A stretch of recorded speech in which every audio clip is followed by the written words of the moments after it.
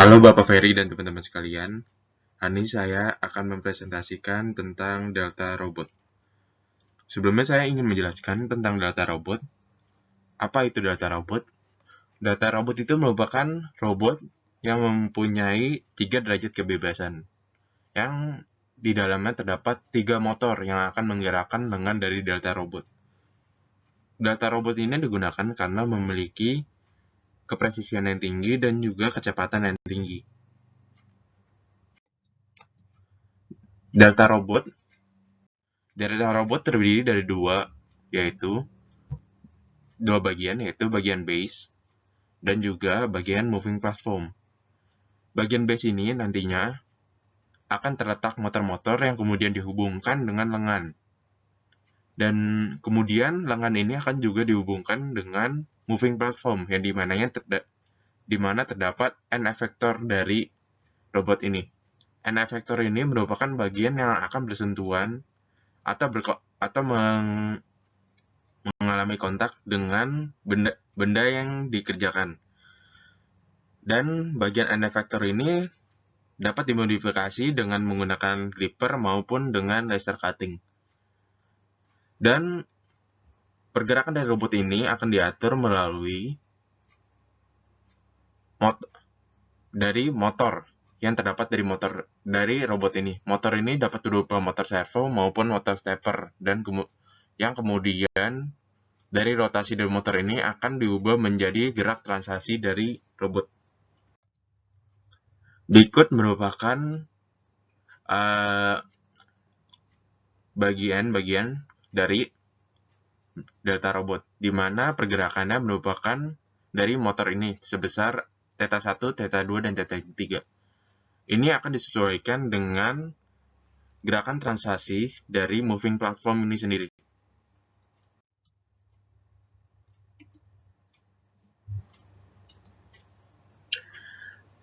Dan berikut merupakan posisi-posisi dalam bidang 3 dimensi dari Delta Robot. Dan dari sini dapat kita lihat Delta Robot terdiri dari dua, yaitu base dan juga moving platform. Oleh karena itu, di bagian sebelah kanan ini akan dipecah menjadi dua bagian, yaitu base dan juga moving platform. Dan pada setiap titik ini terdapat proyeksi-proyeksi terhadap sumbu X, Y, dan Z. Untuk bagian base, ini akan diproyeksikan terhadap titik pusatnya, yaitu di 0, 0, 0 pada sumbu X, Y, dan Z. Dan juga demikian pada moving platform. Dan di sini dapat kita lihat terdapat titik B1 besar, B2, dan B3. B1, B2, dan B3 ini merupakan bagian dari Delta Robot, yaitu motor yang digunakan. Pada perancangan Delta Robot pada kali ini, yang digunakan adalah motor stepper. Oleh karena itu, bagian B1, B2, dan B3 merupakan motor stepper dari Delta Robot yang digunakan dari Delta Robot. Pada bagian B1 ini dapat kita lihat di sini terdapat matriks, dan ini diproyeksikan terhadap sumbu X, Y, dan Z. Dan sumbu X pada motor B1 ini terletak pada titik 0, di mana jika kita proyeksikan terhadap titik pusat dari base ini, maka akan terlihat pada sumbu 0, pada titik 0. Dan pada bagian Y dari titik B1 ini bernilai minus WB, dan dapat kita lihat jarak dari titik Y pusat ini terhadap motor B1 itu minus WB. Dan pada bagian Z itu bernilai 0 karena referensi dari titik 0-nya itu sendiri terdapat pada base dari Delta Robot. Untuk bagian B2, ini kita menggunakan rumus trigonometri dalam menentukan proyeksi dari sumbu X, Y, dan Z pada titik B2. Dan dapat kita lihat di sini, saya sudah menggambarkan segitiga di daerah sini, di mana pada sumbu X, yaitu di bagian sini, yang kita akan cari itu merupakan WB pos 30. Dan nantinya dari WB ini akan diproyeksikan terhadap sumbu X. Dan itu menjadi nilai dari posisi B2 pada sumbu X. Dan pada sumbu Y, nilai dari posisi B2 ini terhadap sumbu Y menjadi WB sin 30. Dan begitu juga pada sumbu Z itu menjadi 0 karena referensi dari sumbu Z-nya itu merupakan bagian base. Dan begitu juga pada titik B3. Pada B3 ini hanya berbeda arah pada sumbu X-nya pada titik B2. Sehingga nilai yang berubah dari titik B3 ini hanyalah pada bagian sumbu X. Dan sisanya sama pada sumbu Y dan pada sumbu Z. Dan dapat dilihat dari sini, nilai dari cos 30 menjadi akar 3/2 dan juga nilai dari sin 30 menjadi setengah. Kemudian dilanjutkan dengan nilai B kecil 1, B kecil 2, dan B kecil 3. Nilai B kecil 1 ini menjadi pada sumbu X. Dan jika kita lihat, jika diproyeksikan nilai posisi B1 ini terhadap sumbu X, maka nilai dan acuannya itu berada pada titik 0, maka nilainya sebesar SB/2, di mana nilai SB itu merupakan panjang dari sisi-sisi segitiga pada base. Dan pada titik Y, itu bernilai minus WB, dan kita dapat lihat di sini, pada titik 0, dan juga jarak pada titik 0 dan B1 bernilai minus WB. Dan pada sumbu Z bernilai 0 karena referensinya dari base. Pada titik B2, jika kita proyeksikan terhadap sumbu X, Y, dan Z, maka nilainya pada sumbu X itu bernilai 0 karena jika kita acuannya pada titik pusat maka bernilainya 0 di sini, dan juga pada sumbu Y itu bernilai UB. Karena jarak dari sini dan jarak dari titik pusat ke atas itu sama saja bernilai UB, dan pada sumbu Z-nya sama bernilai 0. Dan pada titik B3 ini hanya berlawanan arah pada sumbu X dari B1, di mana B1 ini bernilai positif dan pada B3 ini bernilai negatif. Di mana B1 ini bernilai SB/2, pada B3 ini bernilai minus SB/2, dan sisanya pada sumbu Y dan sumbu Z itu bernilai sama. Karena letaknya itu pada sumbu X dan sumbu Z-nya itu sama pada B1, sama dengan B1.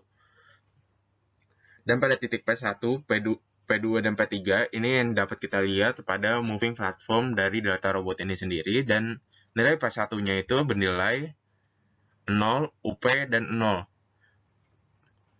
Nah, ini dapat kita lihat, ini merupakan proyeksi pada sumbu X, Y, dan Z, dan ini merupakan dan terdapat titik pusat pada moving platform ini sendiri, yaitu 0, 0, 0.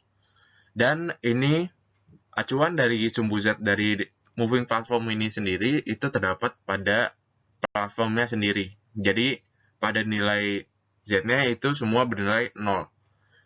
Dan pada sumbu X dapat kita lihat di sini pada P1 pada sumbu X-nya bernilai 0 karena jika kita tarik garis maka proyeksinya itu akan berada di titik 0 di pusatnya. Dan pada sumbu Y itu akan bernilai UP karena jarak dari sini dan jarak dari sini bernilai sama. Dan dapat kita lihat seperti yang saya tadi sudah bilang, itu pada titik Z-nya itu bernilai 0 karena referensinya itu dari platformnya itu sendiri. Pada titik P2 itu bernilai setengah SP pada sumbu X, pada sumbu Y itu bernilai WP, dan pada sumbu Z itu bernilai 0. Karena dapat kita lihat sisinya itu bernilai SP, sehingga setengah dari sisinya itu menjadi setengah SP dari titik pusatnya itu sendiri.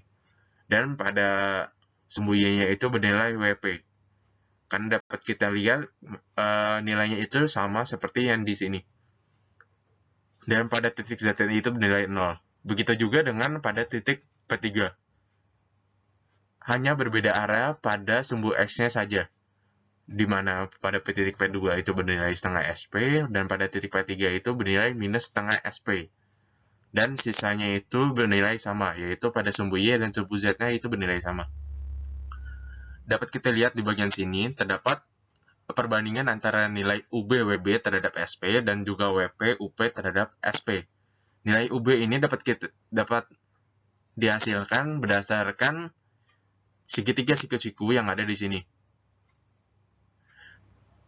Di mana saya menuliskan cos 30 derajat, cos dari theta ini 30 derajat sama dengan nilai dari SB per 2, yaitu bagian alas dari segitiga, per UB. Dari itu bagian sisi miring dari segitiga. Sehingga nilainya itu cos 30 derajat menjadi akar 3 per 2 dan sama dengan SB per 2 per UB. Dan nilai dari UB itu akan dihasilkan menjadi sepertiga akar 3 SB. Kemudian pada titik WB, saya menggunakan rumus tan 30 derajat untuk tan dari theta ini untuk menghubungkan antara WB dan SP. Di mana nilai dari tan 30 derajat menjadi akar 3 per 3 dan sama dengan WB per SP per 2. Sehingga hasilnya akan menjadi seperti ini. WB sama dengan akar 3 per 6 SP. Kemudian dilanjutkan dengan nilai titik WP. Dan WB dan UP.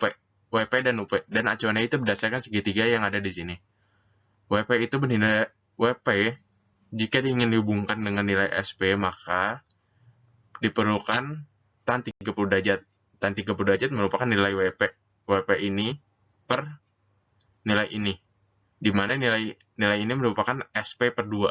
Jadi, merupakan tan 30 derajat adalah WP per SP per 2. Dan kemudian hasilnya akan menjadi seperti ini. WP sama dengan akar 3 per 6 SP. Untuk nilai UP sendiri, itu bernilai cos 30 derajat bernilai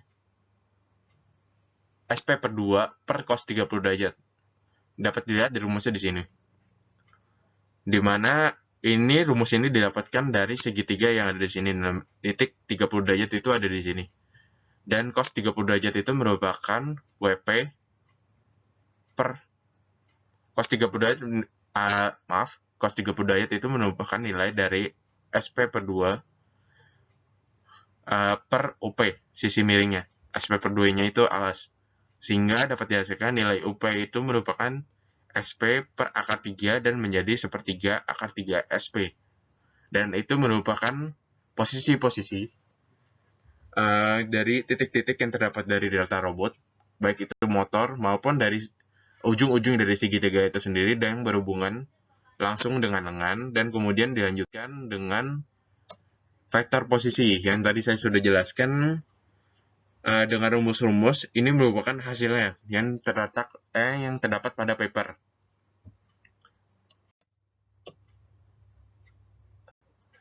Dan ini juga merupakan lanjutannya. Sekian presentasi dari saya. Terima kasih.